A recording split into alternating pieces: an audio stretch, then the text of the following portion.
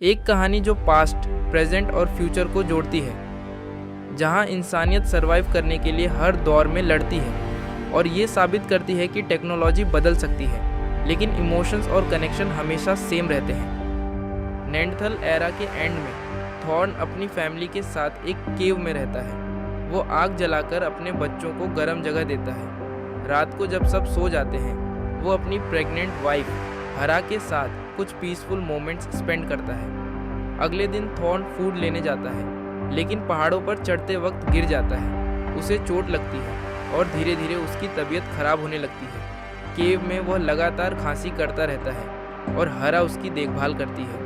हरा हर्ब्स का यूज़ करके उसका ट्रीटमेंट करती है और उसके चेस्ट से ब्लड निकालती है, जिससे थोड़ी रिलीफ मिलती है। लेकिन सिचुएशन तब और ट्रेजिक हो जाती है जब उनका बेबी मर जाता है। थॉर्न अपने बच्चे को दफनाता है और हारा टूट जाती है। दर्द के बीच थॉर्न के वॉल पर हैंडप्रिंट बनाकर एक मेमोरी क्रिएट करता है। कुछ टाइम बाद हरा एक और बेबी को जन्म देती है, लेकिन वो खुद वीक होती जाती है और इवेंचुअली मर जाती है। थॉर्न अपनी वाइफ को भी बरी करता है और अकेला बच जाता है अपने बच्चों के साथ। टाइम के साथ थॉर्न एक छोटी फ्लूट बनाता है और अपनी बेटी लार्क को हरा का नेकलेस देता है। जब वो फूड के लिए बाहर जाते हैं, उन्हें दूसरे ह्यूमंस मिलते हैं, होमो सेपियंस। पहले डर लगता है, लेकिन धीरे धीरे वो समझ जाते हैं कि ये लोग फ्रेंडली हैं। थॉर्न और उसकी फैमिली उनके साथ रहने लगते हैं और एक नई लाइफ स्टार्ट करते हैं। आगे चलकर लार्क उन्हीं लोगों में से एक से शादी करती है और दो अलग स्पीसीज एक फैमिली बन जाती है। अब स्टोरी शिफ्ट होती है प्रेजेंट में 2025। क्लेयर नाम की एक एंथ्रोपोलॉजिस्ट प्रिंसटन यूनिवर्सिटी में काम करती है। वो एक नेंडरथल स्केलेटन स्टडी कर रही होती है। उसकी पर्सनल लाइफ थोड़ी मैसी है, स्पेशली ग्रेग के साथ उसका कैजुअल रिलेशनशिप। तभी उसे पता चलता है कि उसकी मॉम को कैंसर है। ये न्यूज़ उसे इमोशनली तोड़ देती है। क्लेयर अपनी जॉब और करियर के बीच फंस जाती है, क्योंकि एक तरफ उसकी रिसर्च है जो दुनिया बदल सकती है और दूसरी तरफ उसकी माँ की लास्ट मोमेंट्स। आखिर में वो अपनी जॉब छोड़कर अपनी माँ के पास चली जाती है।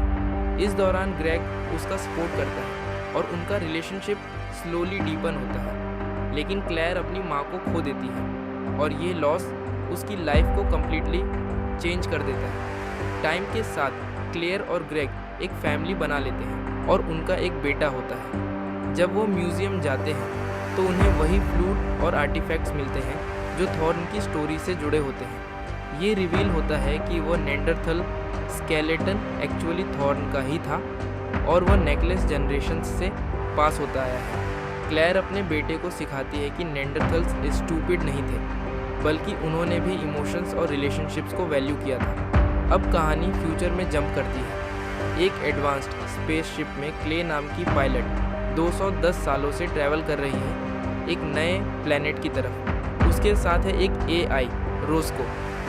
क्ले अकेली है और उसका काम है ह्यूमन एम्ब्रियो को सेफली न्यू प्लैनेट तक ले जाना। लेकिन एक प्रॉब्लम आ जाती है, प्लांट्स इन्फेक्टेड हो जाते हैं और ऑक्सीजन लेवल गिरने लगता है। क्ले और रोस्को मिलकर सॉल्यूशन ढूंढते हैं, लेकिन सिचुएशन इतनी सीरियस हो जाती है कि किसी एक को सेक्रीफाइस करना पड़ता है। रोस्को डिसाइड करता है कि वो खुद को सेक्रीफाइस करेगा ताकि ह्यूमन सर्वाइव कर सके। क्ले इमोशनल हो जाती है, लेकिन आखिर में वो रोस्को को शट डाउन कर देती है। उसके बाद क्ले अकेली ही ग्रैंड हाउस रीबिल्ड करती है और आर्टिफिशियल वुम्ब सेल्स के थ्रू बेबीज़ को ग्रो करती है। बहुत फेलियर्स के बाद फाइनली वो सक्सेसफुल होती है और एक बेबी को जन्म देती है।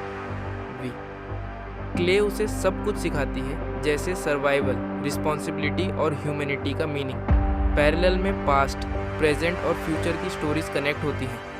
थॉर्न अपनी बेटी को फायर सिखाता है, क्लेयर अपने बेटे को नॉलेज देती है और क्लेवी को सर्वाइवल के स्किल्स सिखाती है। 3 अलग एरास, लेकिन एक ही मैसेज, नॉलेज और लव नेक्स्ट जनरेशन तक पास करना। आगे चलकर थॉर्न पीसफुली मर जाता है। क्लेयर भी ओल्ड एज में दुनिया छोड़ देती है और फ्यूचर में वी भी अपनी लाइफ कंप्लीट करती है। लेकिन हर जनरेशन एक चीज़ छोड़ कर जाती है, अपनी लेगेसी। फाइनली स्पेसशिप नए प्लैनेट पर लैंड करती है।